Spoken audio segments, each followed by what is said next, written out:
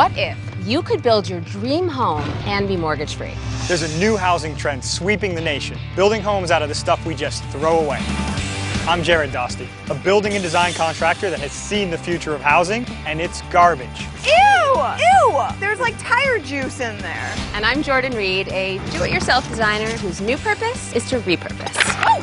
Gosh! Together, we're on a mission to help trailblazing families build unique homes of all shapes and sizes. With a little perspiration, Let's get some core work in. and inspiration, wipe it off. Wow. See? There is no limit to what that can be. Oh, maybe just stay out of there. Could you live in a house built completely out of trash? Whoa!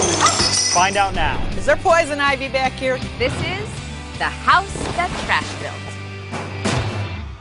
Trying to hit a very small target here. We want stuff that's industrial enough for Zach, beachy enough for Bree, But also in good shape. and hopefully that fits one of our needs for the office or kitchen. The first step in building our glass box office is installing these enormous arch windows we brought home into the ends of the containers. We could never afford brand new custom windows like this on a $100,000 budget, and they fit perfectly. And all that light. Ah! Nailed it. One more big idea for the inside. It's a bit of a reach, but if I can get the Smithies to trust me, it'll be really, really cool. So here's my plan. What I want to do is have you guys cut the sidewalls out of both sides of the tires, and you're going to create tire strips. I'm gonna do this or you're gonna do this? Sure. And I'm going to take those tire strips, and I'm going to do something cool with them. Inside or outside? Inside your house. In my house? In your house. No, not in my house. Ew! Ew! Ew, Zach, there's like tire juice in there. You want me to put this in my house? That is nothing a garden hose can't fix. Trust me, it's going to be amazing. Have at it. Cheerio. Okay. Smithies a much needed break, but that is not the only reason that we kicked them out of the house. Yes, we have a ton of surprises we've been waiting to get started on, like that tiki bar we're going to build since we were unable to do the pool. And also, the Smithies don't know that we are throwing them a surprise housewarming party in about 2 days, which means that we have a lot to do before we start filling up this house with their family and friends. Another little surprise project I think we can squeeze in. I've been holding on to these tiles that we took from the deconstruction house for a while, and what better place to put them than on the mantle that we also took from there. This is my last hands-on sort of work project, so I'm kind of excited, and I think it's gonna look beautiful. And I hope I can finish it before they come home.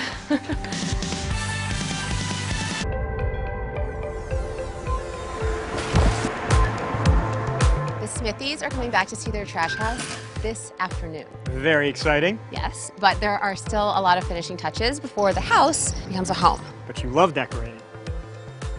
Decorating. But it's still stressful. So, you guys wanted a few things in particular. You wanted a gourmet kitchen, got it. You wanted an open office space that you could share so you could work together, got it. And you didn't get the pool. But we did something for you. Let's go check it out. All right.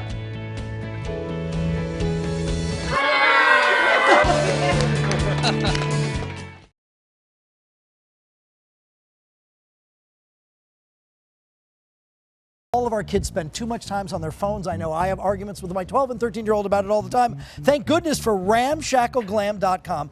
Jordan Reid is here, and you've got ideas to say, put the phones down, there's other fun things to do. Absolutely. I have 6 family-friendly products, and they're all going to get the kids and the whole family pumped in the lead up to the Super Bowl. Sure. But they're not only for football enthusiasts, they're for people who love baseball, tennis. This is created by a husband and wife team. This is the #1 full-speed indoor game ball. I know that sounds like a terrible idea, No, it's but it has you can tell patented. it wouldn't hurt anything. It doesn't, so it won't mark walls, it won't break windows, and it's because of this crunch core shock absorbing technology.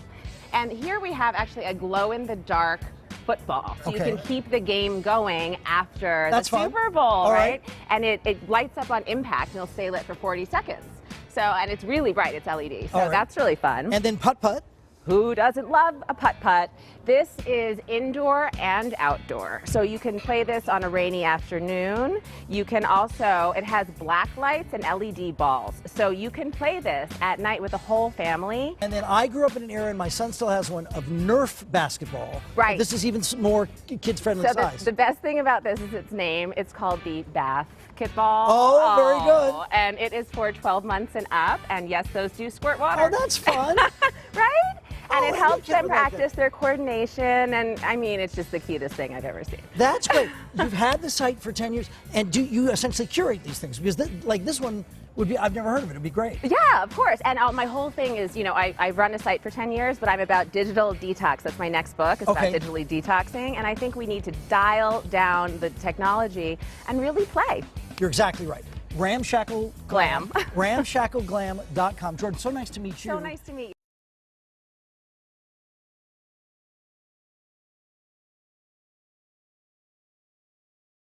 That's it. That's why it took me so long to get help. So I had insomnia, and I don't mean like I can't sleep. I mean like literally awake all night. I would hallucinate a banana, like a little tiny banana sitting in my cupboard that would talk to me, because that's how little I was sleeping.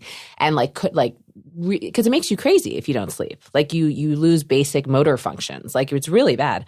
And I had this for 10 years. In addition to like the crazy, like the ruminative thoughts and like just like the concept of death existing I was like, but how do you go through the day when there's death in the whatever? Like really, it's like unsolvable problems, I would call those. And my parents, like, I grew up in a family that was like, to get over it. Like, don't, like, medication and therapy, please. Those are for weak people. Those are for people who are really sick. Like, if you have a diagnosed, which I have now, I have a diagnosis, but, and so I thought, get over it. Like, this is within the spectrum of normal. And it's true, some anxiety is within the spectrum of normal, but when it comes to a point when it starts impacting your health and your life, you don't have to live like that. And it was really empowering to finally say, I can't live like this. But what do we have to be anxious about? It's the human condition. My therapist was saying to me, feel your feelings. Yesterday she said this, like, express, like, you're allowed to be sad. Like, you're allowed to not laugh off this crap that's been happening to you. And I was like, but come on, like, look at it in the bigger picture. I'm so lucky, really. Like, I'm so lucky. My children are healthy. I have a beautiful house. Like, we have enough money to pay for food. Like, I'm very lucky. And she was like, well, then that's nice. Those are nice things to be grateful for. But that doesn't mean that you can't also have bad feelings. You are allowed to be both grateful and sad. You're one of the original like, I want to say you walked so we could run kind of thing. Thank you. That's a really nice way of putting it. I think of it as sort of contributing to the downfall of society at a very early point. But I like yours better. Thanks. So I really was there at like the way beginning. It was during like the Wild West years, and it was me and like, I don't know, 8 to 10 other people just running around New York and like getting free champagne and jeans, and we were like, this is fun. And but it wasn't making a living. It was just that's how it started, with this sort of like events and parties and things like that. And then there was this woman, Karen Rabinovitz, who started Digital Brand Architects, and she said to me and a few of these other women, I would like to manage you. And we were like, for what? Like, I don't need a manager. And then it turned out within a couple of months, I was getting so many offers from brands, and I couldn't field them, and I didn't know how to negotiate them. And so I called her up and I was like, I need representation. And as the industry shifted over the coming years, now I'm a writer. That's why I do this. Like, I'm a writer. Which is why it's like so well written. Oh, thank you. But so what happened was then, as it started to shift into a visual medium, it became, Instagram. My manager was like, you have to join Instagram. And I was like, no. And I resisted it for, I don't know, 3 years. I joined so late in the game. And I did too, and it's like my biggest regret. Oh, see, my biggest regret is that it exists at all. I hate it. I hate it. Because what happened was, all of a sudden I had to learn how to be a model, and I'm not. And I had to learn how to be a photographer. And I was like, but I'm a writer. And they were like, sorry. And I was like, but I don't know how to do this. It just took me so far away from what I wanted to be doing. And I still feel that pull. I'm like, I get what I have to do to support my writing. And it's a wonderful platform. And I'm not biting, what is it? Looking a gift horse in the mouth? Biting Something the hand, like that. Something like that. So I'm very grateful for the opportunities, but it's not what I do.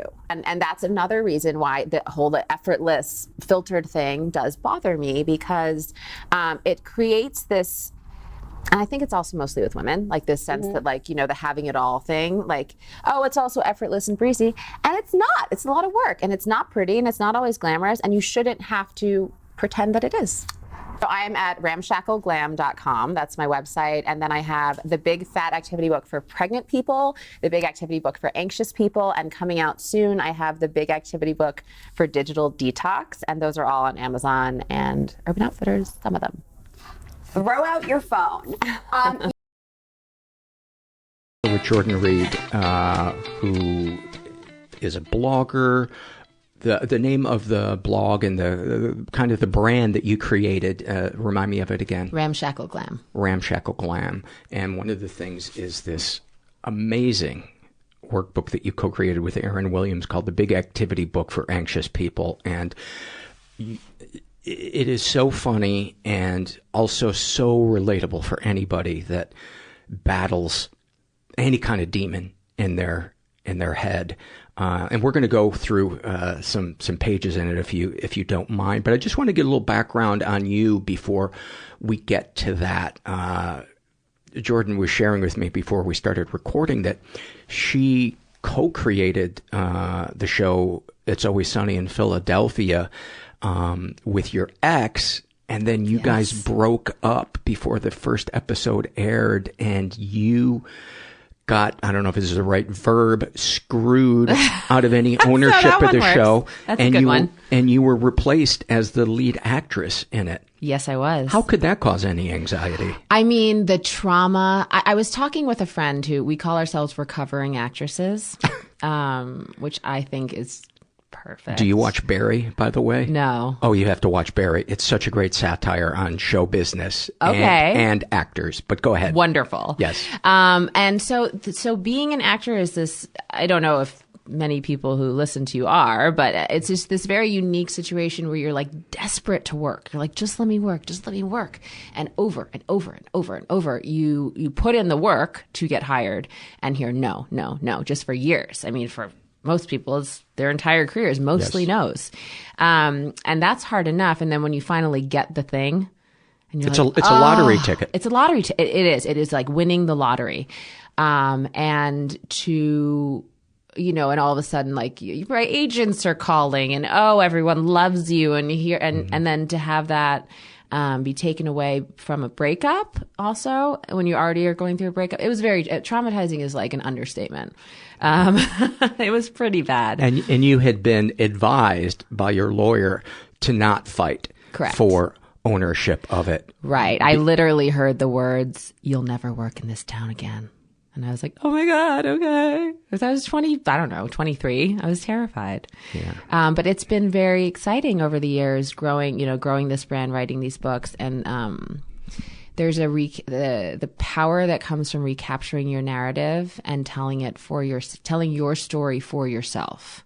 Because I think I had let my identity get caught up over the years. I was a footnote in someone else's story. People would love the show and they would like, oh, did you hear that there was a different, and I was just this weird little blip in like this storied thing. And that felt bad. Really bad. So that's I'm sure there was a part of you that thought that is going to be my legacy. That's my legacy. I'm like the Pete fifth Best Beatle of sitcoms. I literally started writing a book, and that was in the first sentence was I'm the Pete Best of sitcoms or something like that. Oh Yeah. I didn't finish writing that book. But the reason I talk about it so much, and I do have people who are like, oh my God, get over it. Like, and I am over it. I think it is so healthy to yeah, like recapture your story and tell it for yourself, especially when it's a story that involves trauma.